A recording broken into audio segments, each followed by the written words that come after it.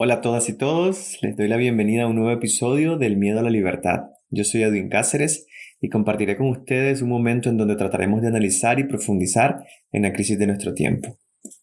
En este episodio platicaremos con dos personas que han dedicado parte de sus vidas al voluntariado y conoceremos un poco esta filosofía de vida. Bienvenidas y bienvenidos. Bienvenidas y bienvenidos a un nuevo episodio del podcast El Miedo a la Libertad. A continuación compartiré con ustedes este momento en donde trataremos de analizar y profundizar en la crisis de nuestro tiempo y en un esfuerzo por desentrañar el origen de la misma. Empezamos.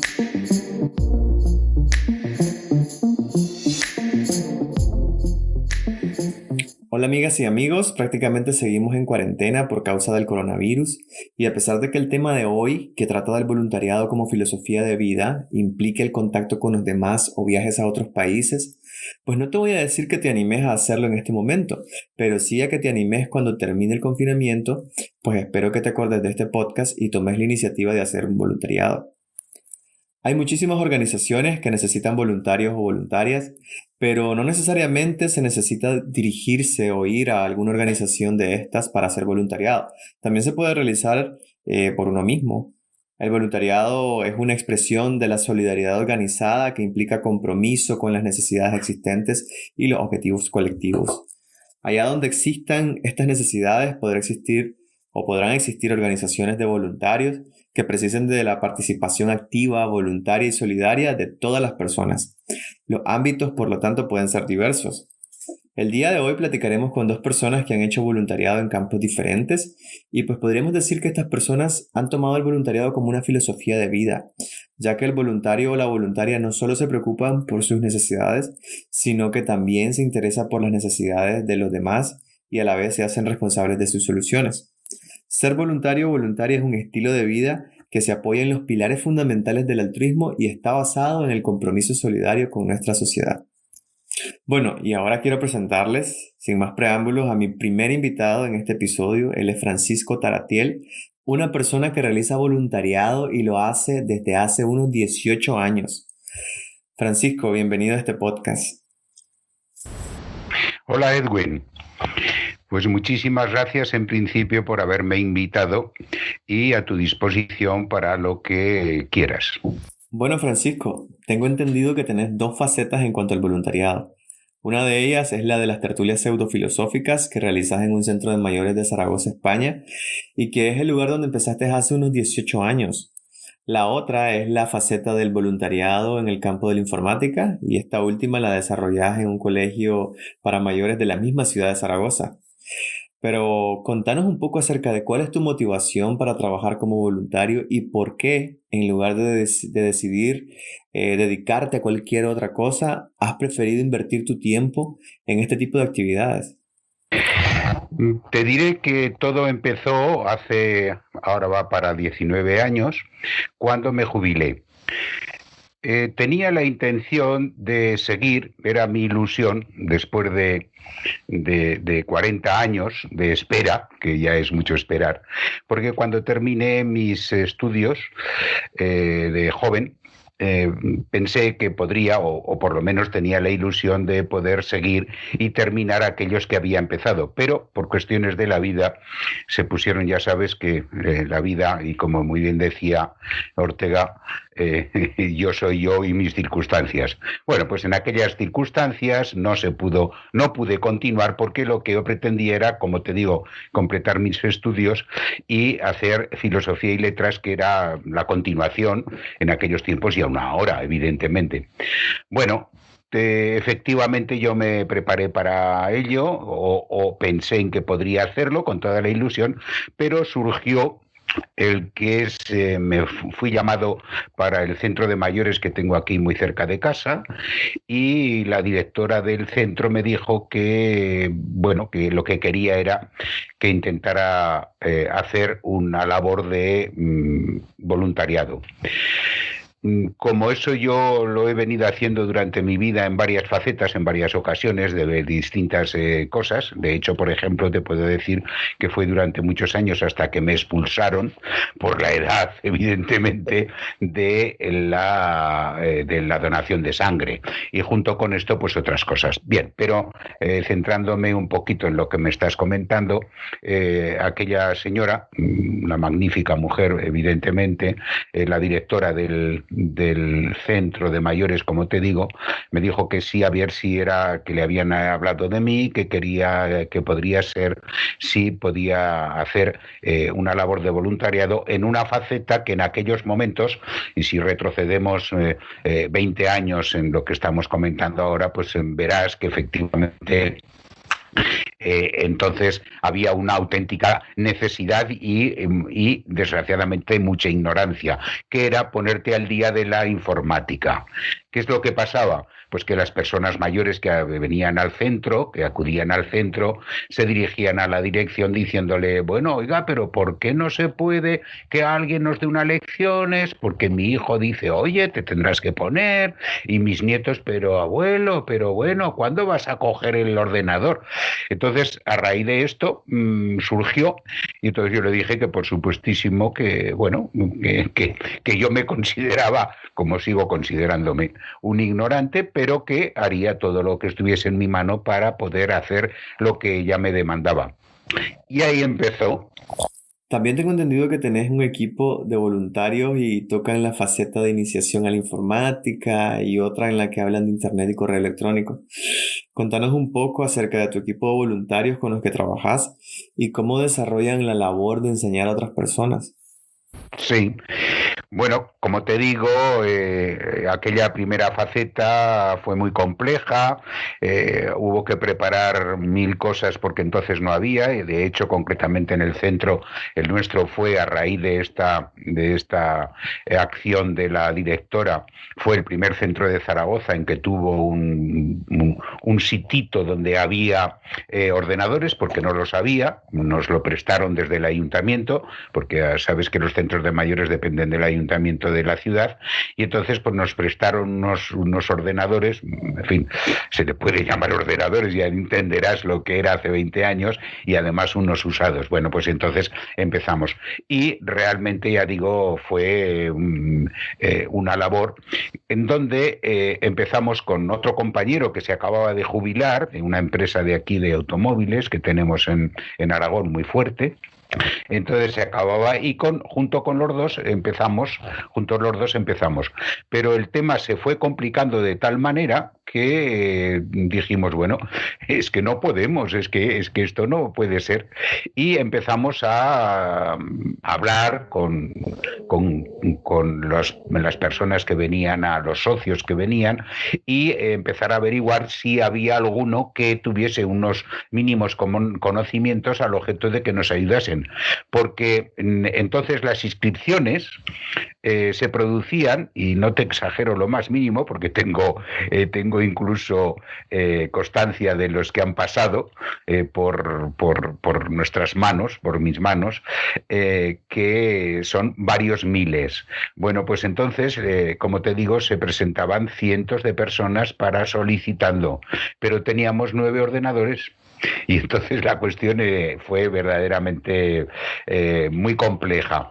Para ello, evidentemente, necesitábamos y fuimos conectando ya te digo, con compañeros que venían, incluso con los que venían y se les veía quizás más avanzados o que tenían alguna pequeña experiencia, y fuimos haciendo un equipo. Ese equipo, durante todos estos años, han pasado bastantes personas. Yo te hablaría pues de por lo menos 25 o 30 personas que han ido pasando, algunos desgraciadamente y con todo el dolor de la asociación que hicimos y que todavía está, y es sobre la que nos apoyamos concretamente, que se llama Habiter.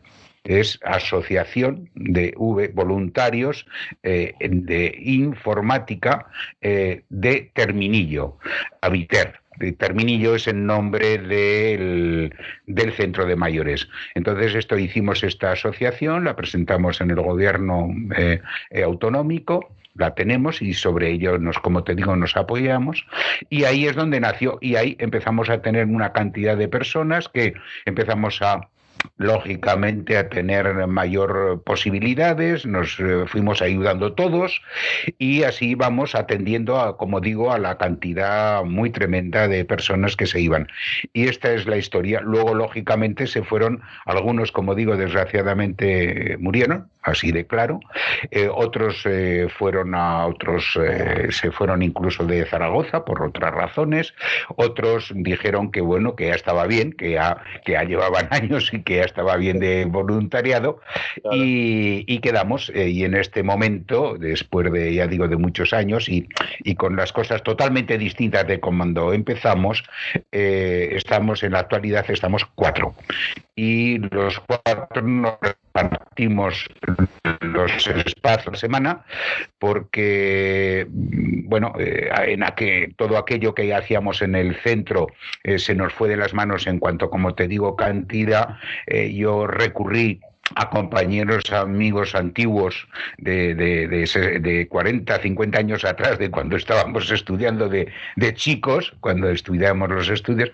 Entonces, ya digo, y por fin nos conectamos con uno de ellos, que era el director del centro que ahora es donde estamos, concretamente, que es un colegio para mayores. Para mayores me refiero a personas adolescentes, en realidad.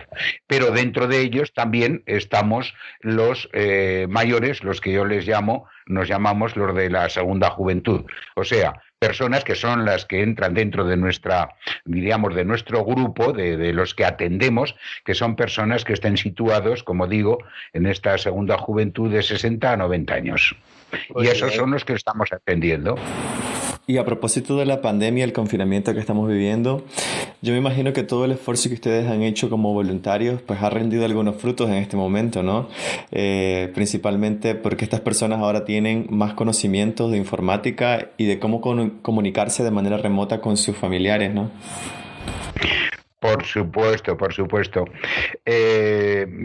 Si en alguna ocasión tenemos más tiempo, que no es el caso de hoy, te podría contar muchas anécdotas, porque claro, ten en cuenta que tanto aquí en Zaragoza, que es donde lo hago durante el curso, pero claro, el curso es de septiembre a junio, pero el verano no, pues en el verano lo hago, pero lo hago en un pueblo de Cataluña, concretamente, y lo hago también allí en un centro de mayores, que también me secuestró la directora de allí, se enteró de que yo hacía esta labor en Zaragoza y dijo que por qué no lo podía hacer yo allí, en Cambrils en concreto, en un pueblo al sur de Tarragona, y bueno, y lo hago también allí.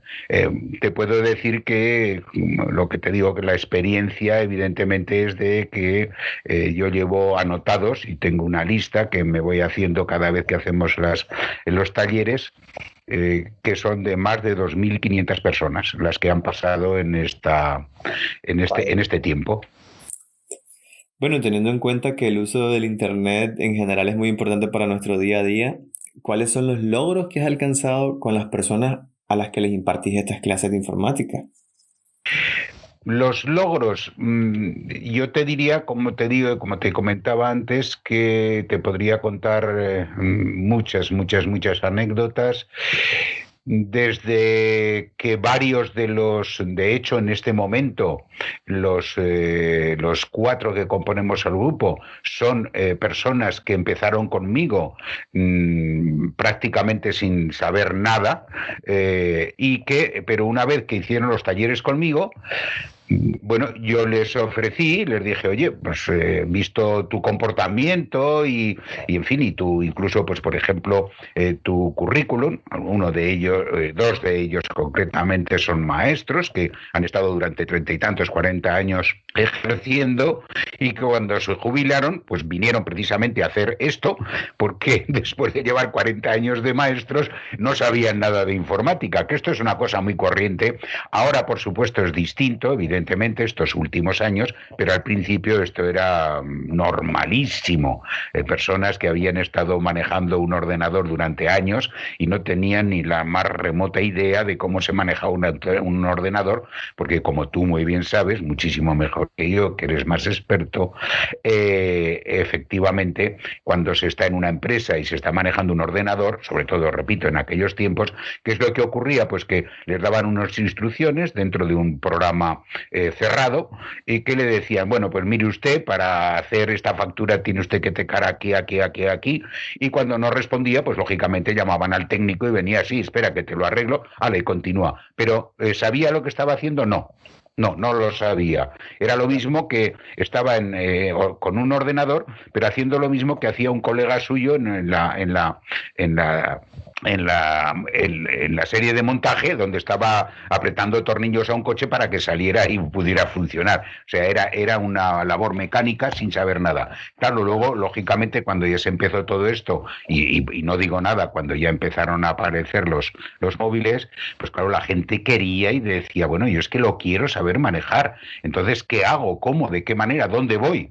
Incluso algunos de ellos, como comprenderás, pues según con las edades en que se jubilaban, 60 y tantos años, el ir a una academia con chavales, pues les daba terrible vergüenza de decir, ¿qué pinto yo, un viejo, con unos niños? Y por supuesto, pues les ha sido un poco el tema.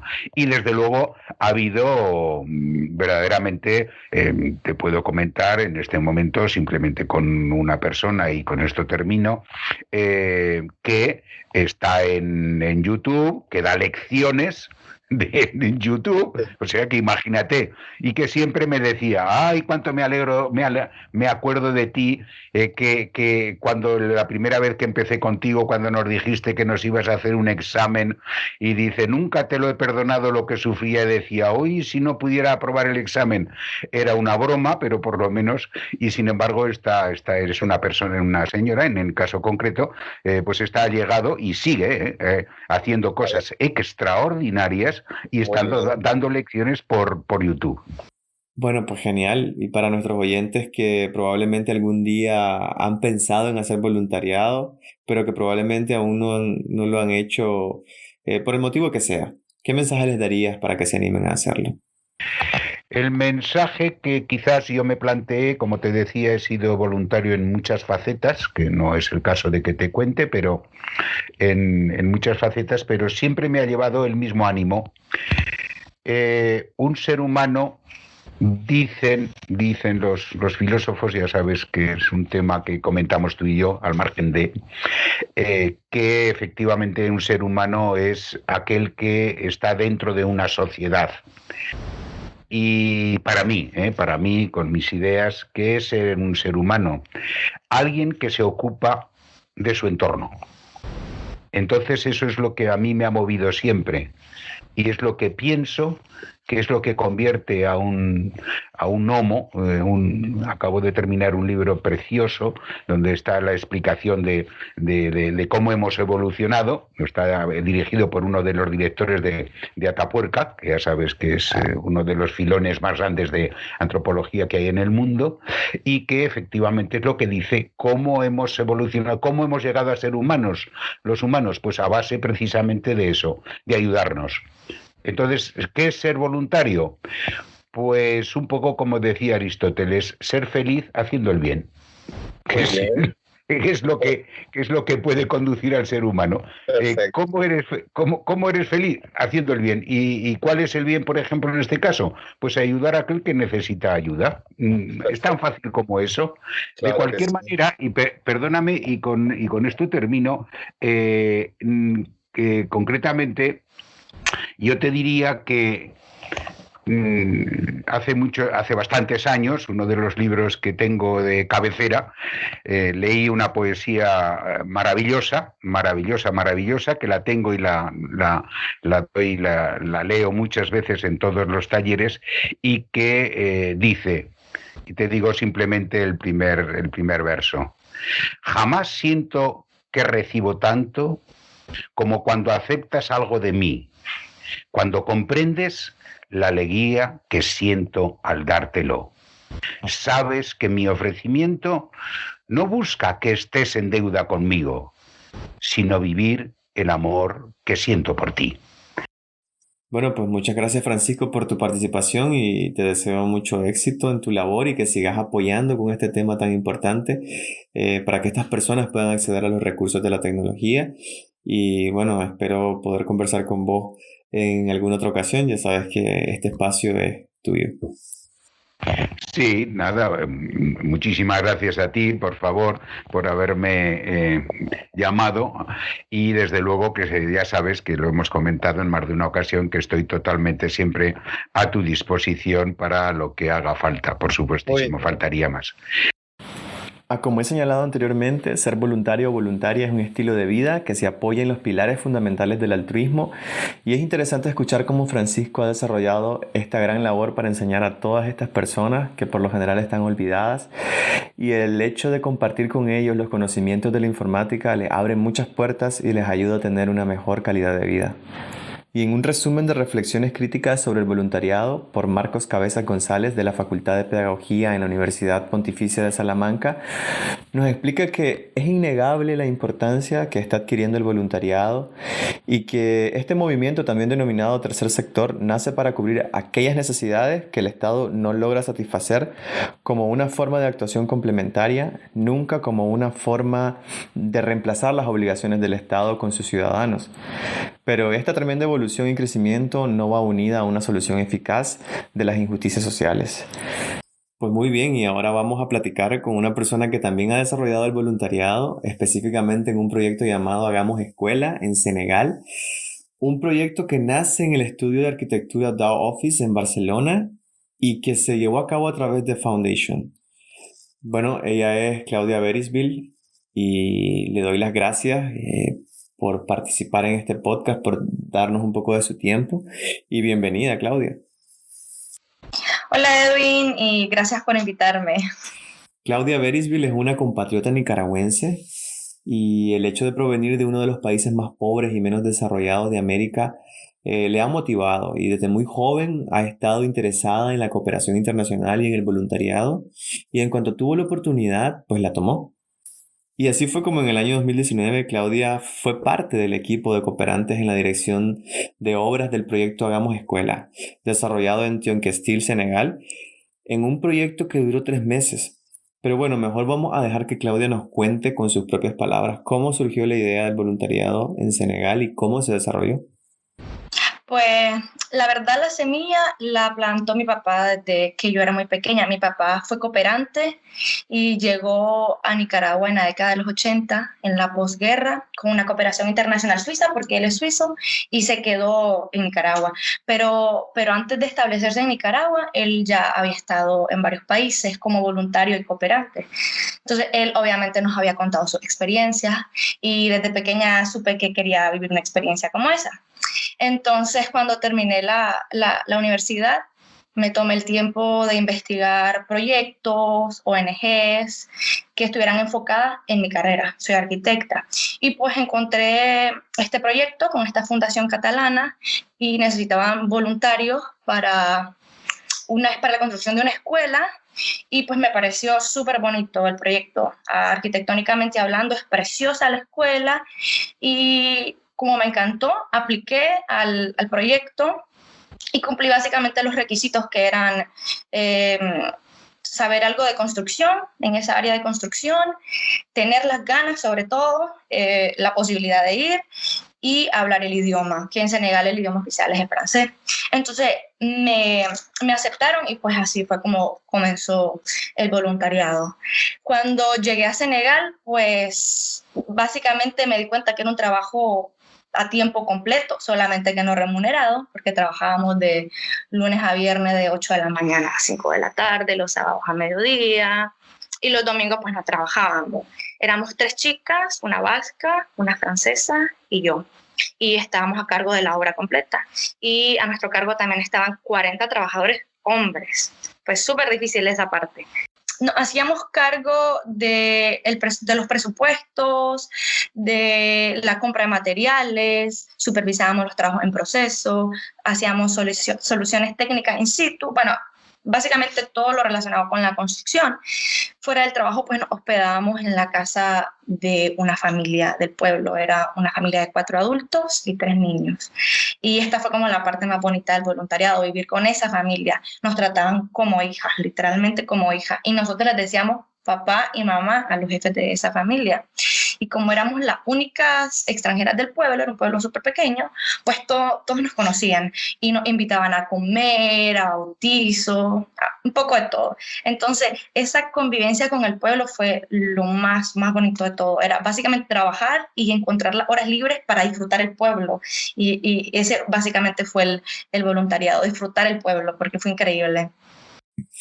Bueno, Claudia, pues claramente vos y yo somos de un país o provenimos de un país en donde existen constantes violaciones a los derechos humanos, con ejecuciones extrajudiciales, presos políticos y cero institucionalidad y separación de poderes. En fin, una dictadura. Pero en Senegal, según lo que uno ve en las noticias y también pues lee en los periódicos, documentales, etcétera, pues también se podría decir que se vive una clara violación a los derechos humanos ahí, ¿no? Y se vive en la aparente contradicción de ser un país firmante de tratados internacionales, pero anclado en sus tradiciones y a la vez abierto a influencias externas. Lo que se pone de manifiesto, por ejemplo, en el hecho de que cuente con una ley de paridad y que sin embargo las prácticas homosexuales estén penadas con la cárcel. Otra muestra es la mutilación genital femenina, por ejemplo. La ley le prohíbe desde 1999 esta práctica, pero la tradición hace que se siga practicando de manera clandestina y son prácticas nefastas, pero al parecer la gente no denuncia. Y de hecho cada año se mutilan los genitales de 3 millones de niñas, principalmente menores de 15 años en todo el mundo, según los datos de la Organización Mundial de la Salud.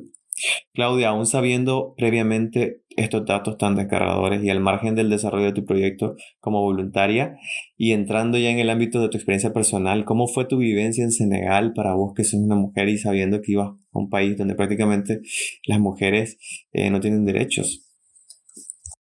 Mira, me gustaría también aclarar de que nosotros siempre solemos generalizar a los países africanos y en Senegal, pues obviamente sabemos que hay un montón de violaciones a los derechos, pero no se comparan con países como Somalia, donde más del 90% de las niñas y mujeres son mutiladas.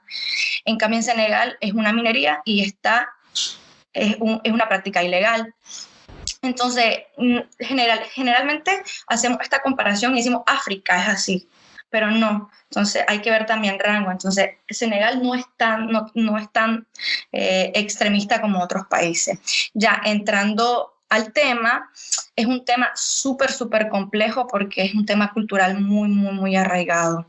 Tú sabes, todos hemos escuchado estos temas. O sea, ¿quién no ha escuchado sobre la mutilación genital femenina? Todos lo hemos escuchado de alguna manera, o sea, en películas, en documentales, pero vivirlo y verlo es completamente diferente.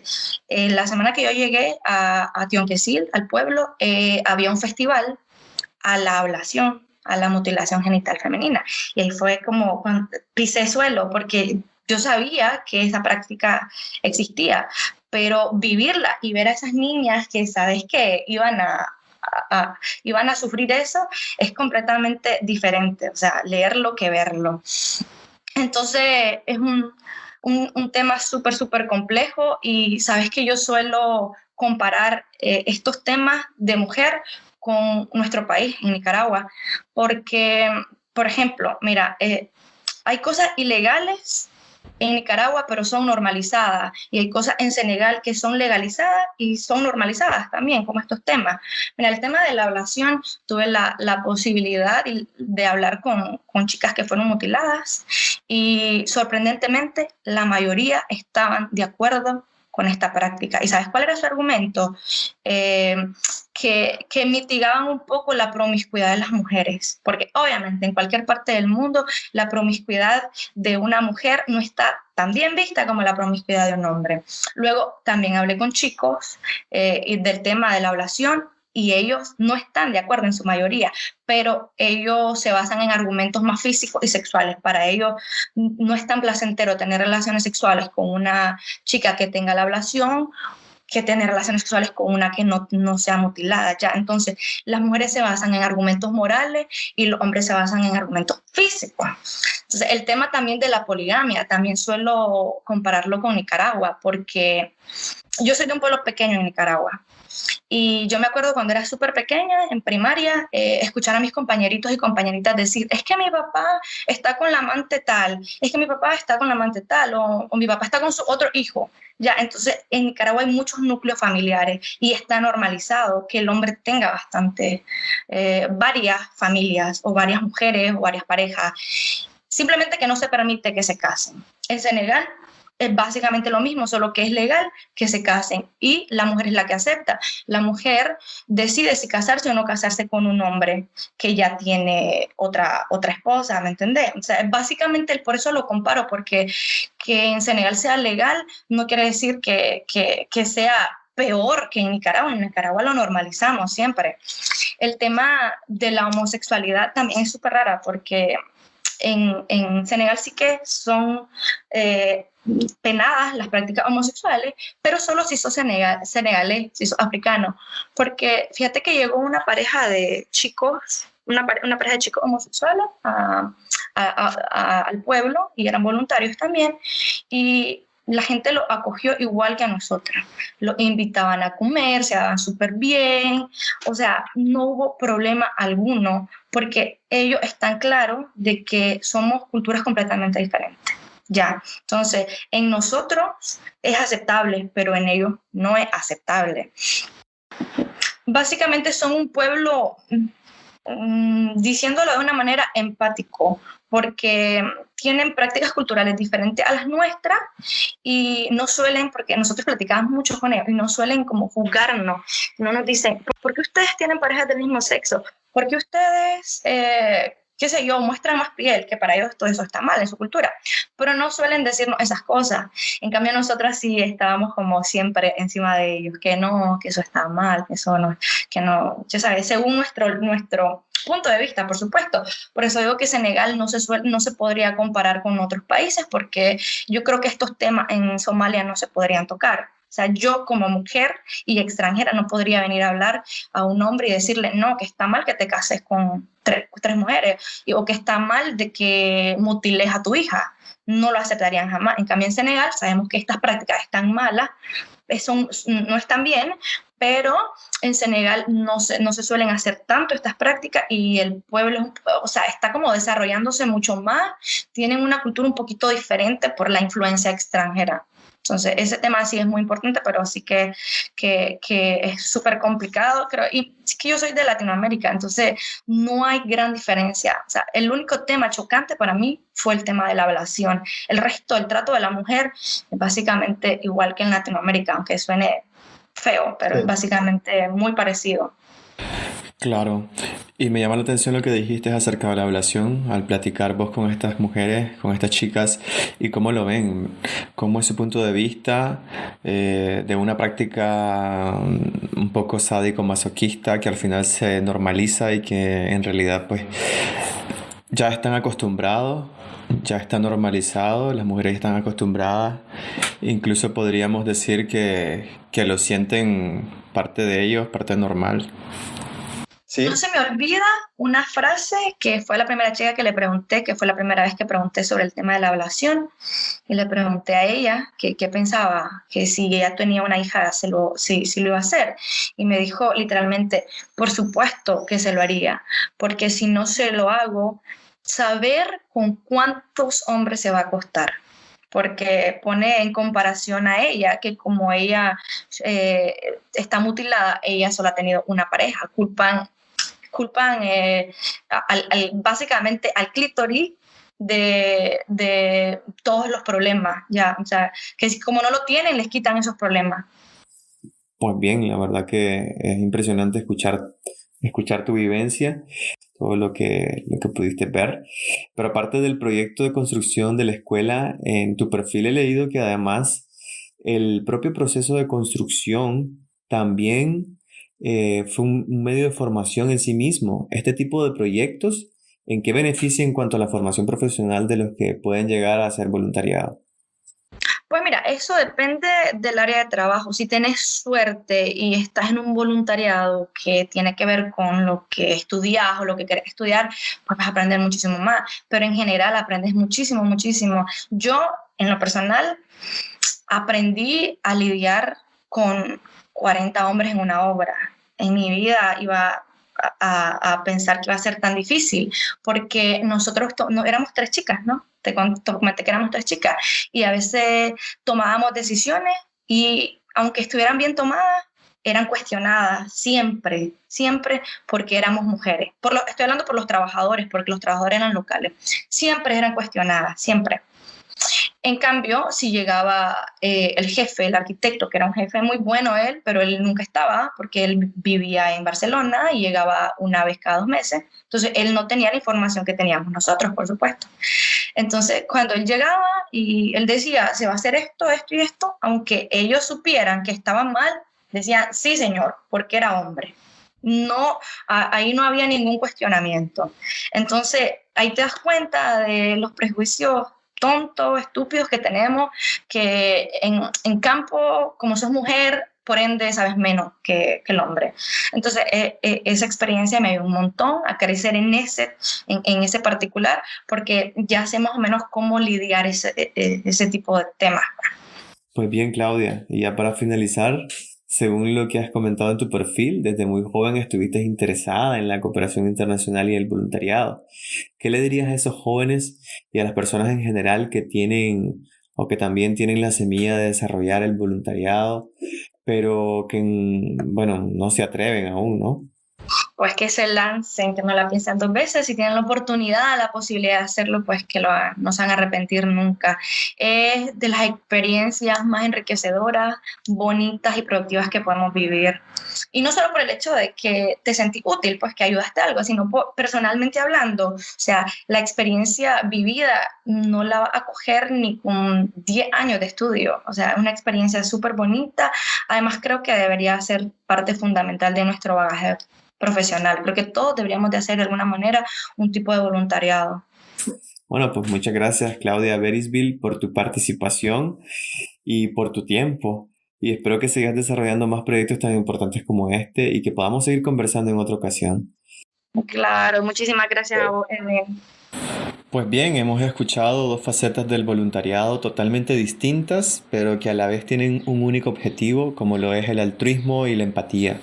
Tanto Francisco en Zaragoza, España, con su apoyo a las personas de la tercera edad, enseñándoles a desenvolverse en el campo de la tecnología y la informática, y Claudia apoyando la construcción de las escuelas en Senegal, son personas que algún día decidieron hacer la diferencia y ser parte de ese colectivo de seres humanos que piensan en los demás. Y ya como dije al inicio, no solo se preocupan por sus propias necesidades, sino que también se preocupan por las necesidades de los demás y se hacen responsables de las soluciones. Espero que estas historias que hemos escuchado sean un ejemplo de esta filosofía de vida y nos animemos a ayudar a los demás. Hasta aquí este episodio y recuerden suscribirse en las plataformas de iVoox, Spotify y Apple Podcasts. Nos escuchamos en un próximo episodio. Gracias por escuchar un episodio más del podcast El Miedo a la Libertad.